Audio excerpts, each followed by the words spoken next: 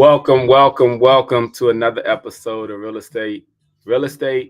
Talk, Real Life, and Real Live with your host, myself, Damon the Agent. This is episode 121. I want to thank each and every one of you all for always joining me each and every Friday at 12 noon, where I always talk about the latest real estate topic, along with answering any questions and do answers for answer any questions that you all may have when it pertains to real estate. And I always like to talk about a subject that might be on my mind or what's going on in the world today. So, as always, before my show begins, please follow me on all social media platforms. I am on Facebook, Instagram, LinkedIn, Twitter, Threads, um, TikTok, and LinkedIn and YouTube. And please subscribe to my YouTube channel. If you watch me on YouTube, please make sure that you hit that subscribe button so you will get all notifications.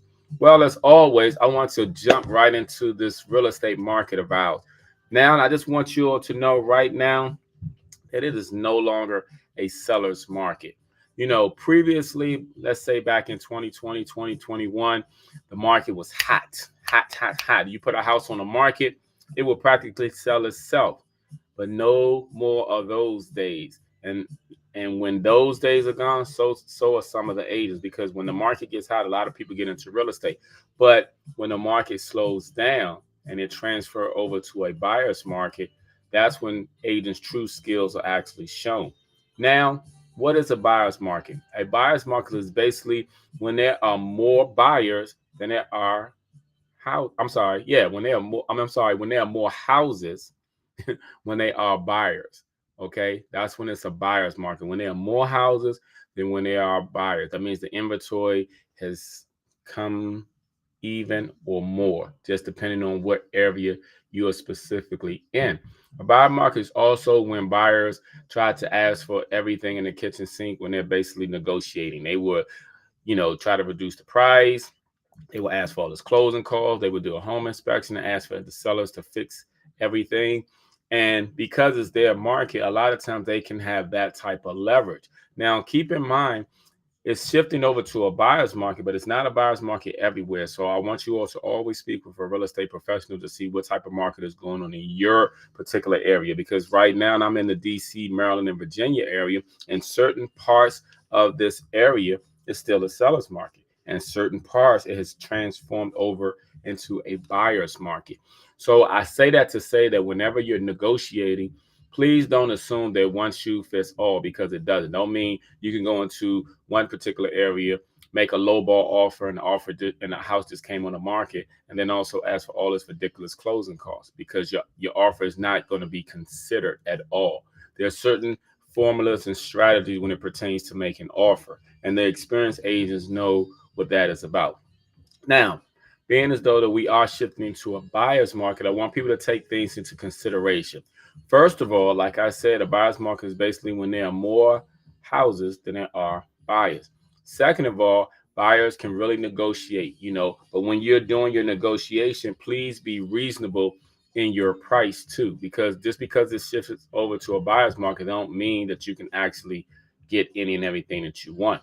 It means that the price is actually negotiable, because no matter what is listed at, the buyer determines what the house actually sells for, no matter what it's listed at. Now, some sellers still have in their mind, and they're still thinking it's 2020 and 2021, because even though that was 3, 4, about to be almost 5 years ago, time flies, and people don't even realize how much and how quickly time flies because of the fact that so much goes on in the world today. I was recently speaking with a seller, and he wanted nearly 250 to 300,000 more than his house is actually worth. And I asked him how did he come up with that number, and basically he said that that's a number he came up with. So in many cases, sometimes sellers have in their mind what they want to sell their house for, and that's good in many cases, but the market dictates what their house is actually going to sell for. You can want to sell your house for $1 million. If the market doesn't dictate that, most savvy buyers are not going to buy that house for $1 million. Maybe a fool will, but most people are not fools. So you really have to be smart when you are either buying a home or even selling a home. You really have to strategically plan these things out. like I said, we're shifting to a buyer's market. So it's going to be a lot more inventory for actually buyers to choose from. So when people, especially sellers, are putting their house on the market these days, houses are sitting longer. The reason they're sitting longer is because buyers have options. They can not only look at your house, they can look at many other houses that are similar to your house. That's why I mentioned last week that whenever a buyer is scheduling to view a home, it is in seller's best interest if they make the house easily available to be seen. If you accidentally lock your screen door, if you have people in the house that won't let them in, if you say, oh, come back another time, 9 times out of 10, they're not coming back. Because to be truthful, it's really based off their schedule, not your availability. So if you have times that you don't want the house shown, you can always block that out. But if it's already been scheduled, please always make it easily accessible to the buyers. That way, your house will get the full showing and you can have some leverage when it pertains to negotiating yourself as a seller to the buyers if they have interest in your home. So, again, prices become negotiable when the buyer market comes.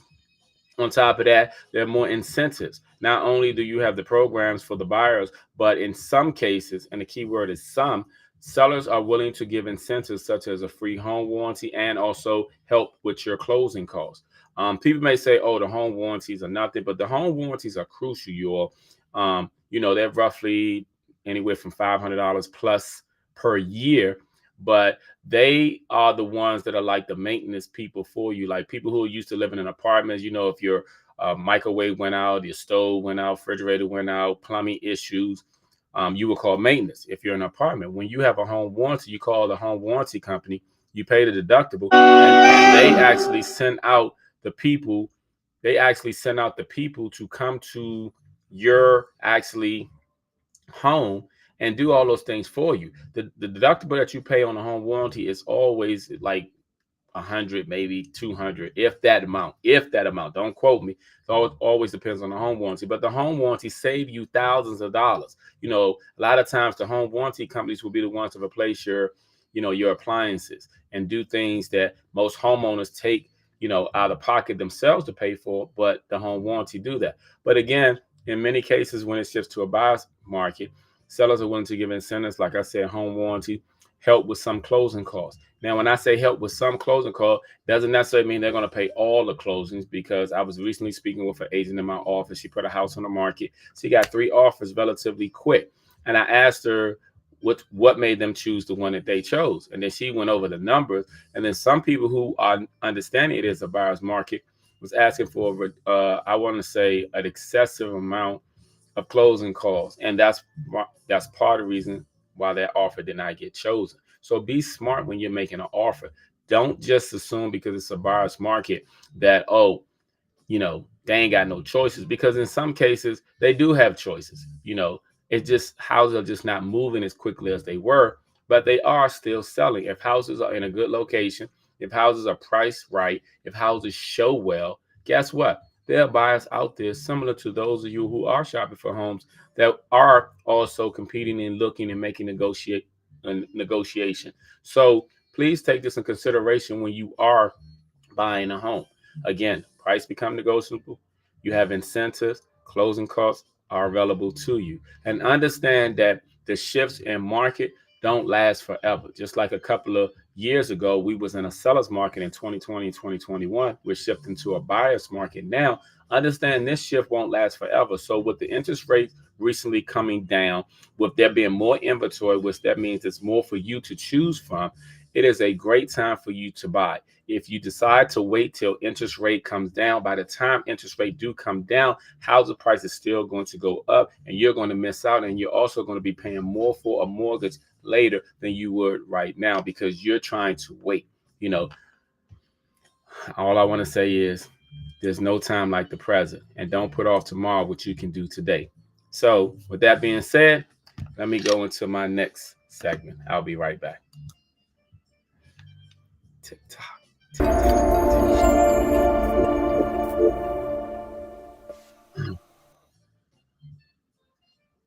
All right, all right. I'm going to go into my Q&A, but before I'm going into my Q&A, I am going to go into my house of the week. Hold on for 1 second. Here we go. Is that it?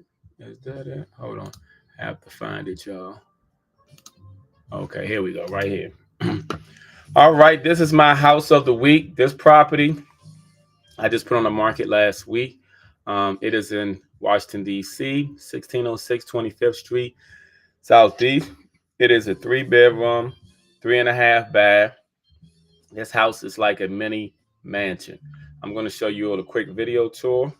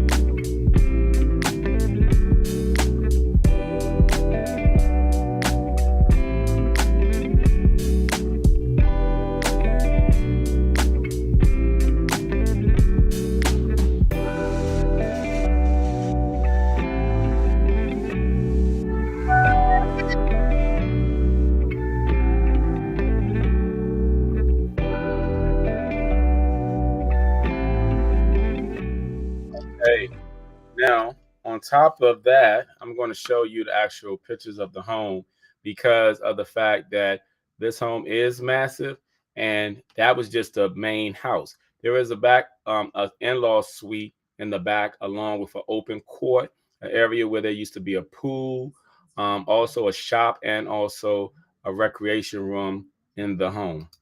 So again, like I said, this house total combines, okay, total combined nearly 12,000 square feet. Um, has 2 garage parking. On top of that, um, has the in-law suite, like I mentioned. Has a basketball court in the back. And on top of that, it's in a great area. It is located near Capitol Hill. It's right off of 295. Major highway like Pennsylvania Avenue that which leads into Maryland. And like I said, let me show you more of this property. I'm going through the pictures right now before I do my Q&A. All right, this is the back. That's the area right there on the left where the grass is. Used to be the pool. They decided they didn't want the pool anymore. But for those of you who want a pool, you can get a pool dug in right there. You see the house. You see the rec area. I'm sorry. You see not the area, but the grilling area. This is the rec room in the other house, the back part of the house. This is the 2-car garage that leads upstairs to the in-law suite. This is actually the in-law suite. This is the shop. They have a workshop over there, as you can see. This is behind the house. There's the basketball court.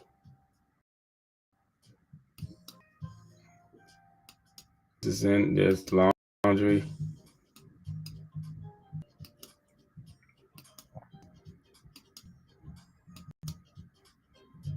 It's the front of the house. Yeah. These are the floor plans. Like I said, nearly 12,000 square foot. This is in Southeast DC. For those who may be interested, please inquire. And I'll be happy to, hold on, let me get back to, all right. I'll be happy to help you navigate along the way. Now, Q&A. My first question of the day has to do with land. Someone recently asked me, basically, if they purchase land, I'm sorry, because land is so cheap, can they purchase land to put a home on it? The question was, because land is so cheap, can they purchase land to put a home on it? Now, I always like to explain to people that land is cheap for a reason. You always will find land substantially cheap, but you will also find that land has not been sold and has actually been for sale for a long time. Why is that? There are many reasons for that.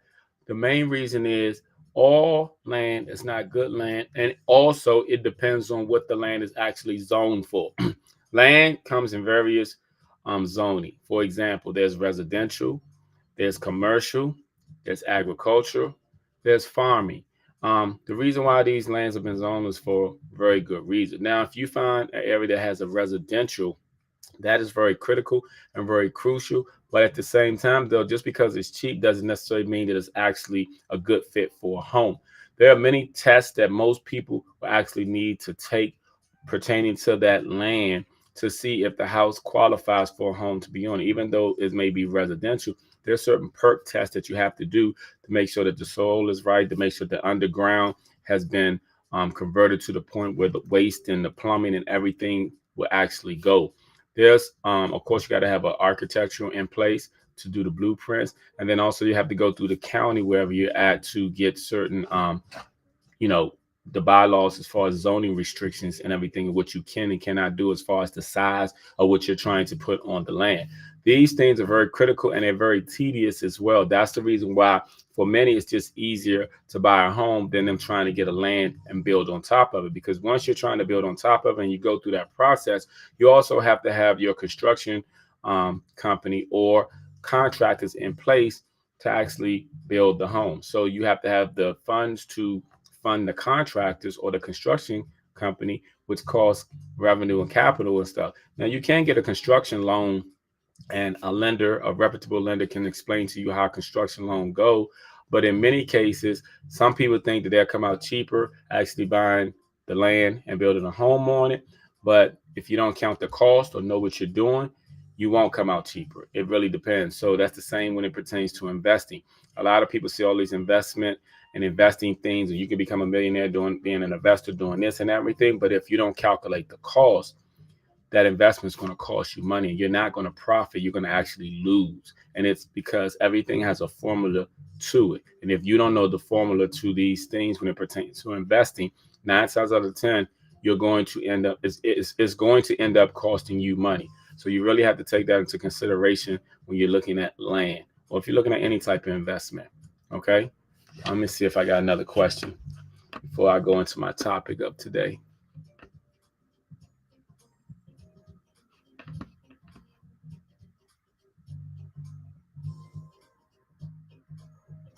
Okay. All right. Let me go into my topic of the day. I'll be right back because I don't see any more questions.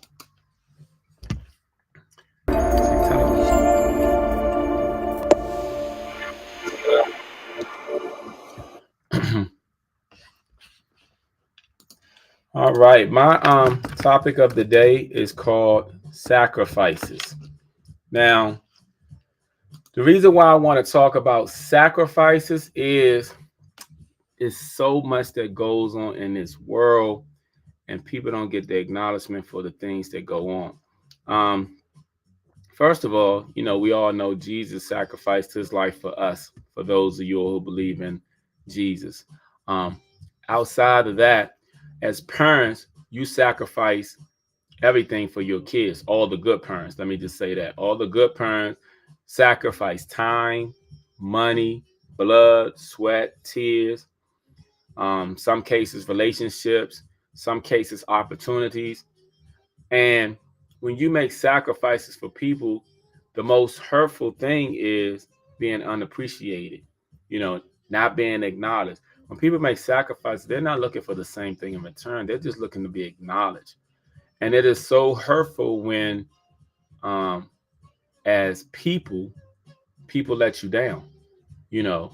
And I say that to say that someone asked me a question about us as Americans, how can we live in this country and then we have to, go through our struggles and everything, and foreigners can come over and then they've been given um, a place to live, and in many cases, food stamps to eat off the taxpayers' dollars here.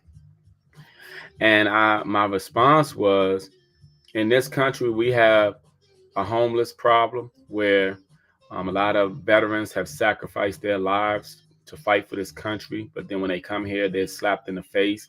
They're not given any type of support, any appreciation, you know, any treatment, any help.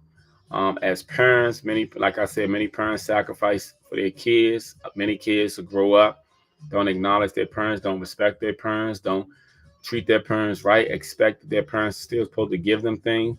In this country, as workers, we sacrifice to build this country to make it what it is, only for people to come over and they get things handed and given to them because of their tragedy. The good thing about humanity is it's good for all of us to help each other out, but it's a slap in your face when you sacrifice so much and nobody acknowledges you. Even the people who are in relationships, they sacrifice, being with them in some cases, because truth be told, they could be with someone else, or they could, be by themselves and be, peaceful and don't have to worry about being held accountable by another. So in many cases, we all sacrifice something for our loved ones or for something that we want. The bottom line comes down to is, how much is it worth the sacrifice? Is it worth it? Because as you get older in life, you start to look at things different. You start to say, well, should I have done this, or I could have done this? But here's the thing, like I mentioned one time before, it's never, never, never too late to do anything. All the sacrifices you made for people, it's time for you to make some sacrifice for you. And sometimes making a sacrifice will be ignoring some people, not speaking to some people, cutting some people off, and this includes family members. And it's a sacrifice that you might have to make for your peace of mind, for your growth, for your sanity, in some cases for your health.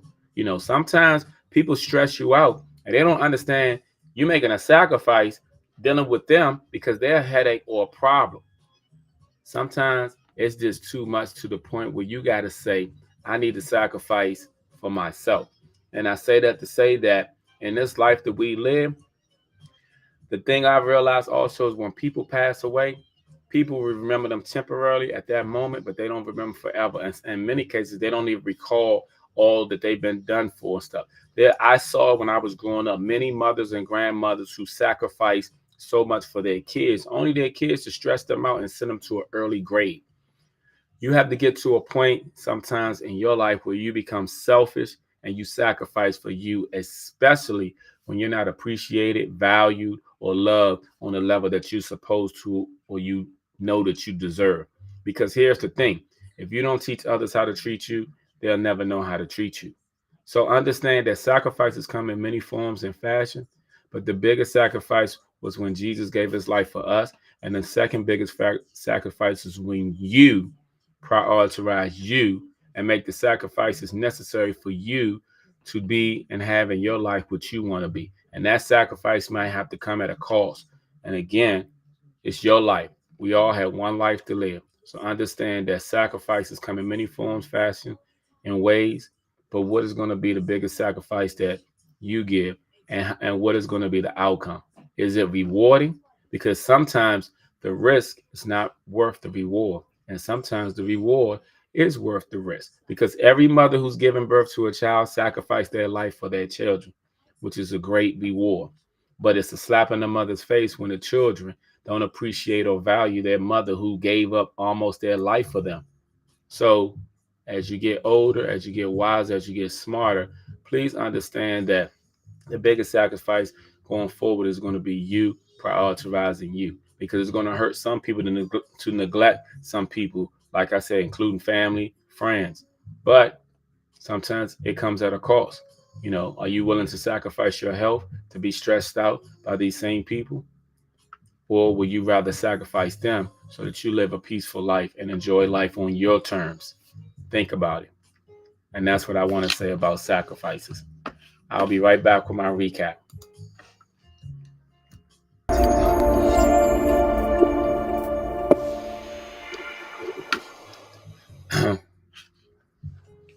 All right, all right. I'm coming back with my recap. But before I give my recap, please, again, as always, follow me on all social media platforms. YouTube. I'm on YouTube. Please subscribe to my channel. Make sure you click the subscribe button so that you get the notifications. Also, I'm on Facebook, Instagram, LinkedIn, Twitter, Threads, Snapchat, and TikTok. You don't stop. All right. So again, like I was saying before, we're shifting into a buyer's market. And as we're shifting into a buyer's market, that's basically just saying that everything is up for negotiation nowadays. Unlike when it's a seller's market, when you basically got to do things on the seller's terms and basically have to overbid and waive your contingencies, this is not that market. This is a market that we're shifting into where you have leverage. You have to be smart with your leverage, because don't think just because it's shifting into a buyer's market that you can get any and everything you want. Because in many cases, you actually won't. It depends on the market, but you have to be smart enough to know what market you're in and also the location you're in. Because the one thing about real estate, it is always determined by location, location, location. That's the number one factor in real estate. And that determines everything from pricing to everything else. And then, like I just also mentioned, when it pertains to sacrifice, look here, y'all. In this life we live, you're going to have to give up something. You're going to have to sacrifice something in order to get what you want. If it's your happiness, you might have to sacrifice friends. You might have to sacrifice going out. You might have to sacrifice drinking. You might have to sacrifice something for your happiness. you know. But like I said, Jesus sacrificed his life for us. And mothers, especially, sacrifice their life when they give birth to their child. And as grown children, the least you owe your mothers and your parents is respect, appreciation, and love. When you don't even give them that, you make some mothers contemplate on even having you, unfortunately. Because here's the thing, once you are in this world and you're an adult, don't nobody owe you anything but you. But as parents and as people, you have to prioritize yourself. Don't let people send you to an early grave stressing you out. Prioritize you. Elevate you. All right? And that's it, y'all. I will see y'all next Friday, 12 noon. If you have any questions, reach out to me. You can always follow me and find me on my website, damontheagent.com. Please check it out. And if y'all have any questions, please reach out to me. I thank each